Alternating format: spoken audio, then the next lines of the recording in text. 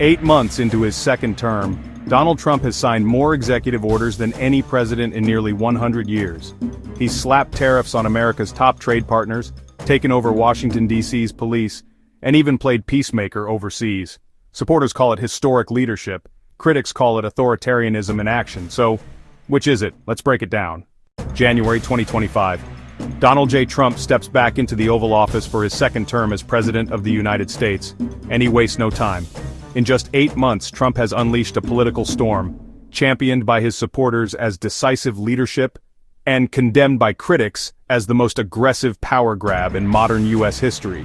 So, what exactly has he accomplished, and is he really doing a good job? This is the think tank.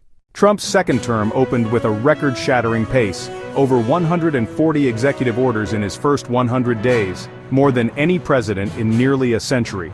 From reorganizing federal agencies to creating a brand-new Department of Government Efficiency, the goal was clear: cut spending, slash bureaucracy, and centralize control. Supporters call it streamlining government.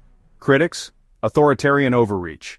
Immigration was back at the top of the agenda, the border emergency was reinstated, deportation programs expanded, and Trump began a legal push to end birthright citizenship, one of the most controversial immigration fights in decades. Yet despite the rhetoric, deportation numbers have lagged behind the administration's targets, prompting calls inside the White House for even more aggressive enforcement.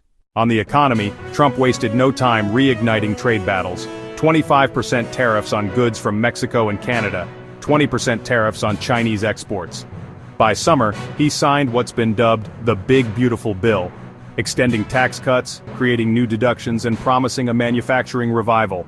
Supporters say it's economic patriotism. Economists warn it could spark higher prices and inflation. Abroad, Trump's second term has been anything but quiet.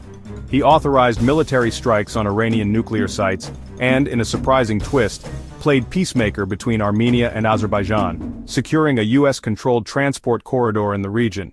Even some critics admit this was a genuine diplomatic win. But perhaps the most controversial decision so far came in August.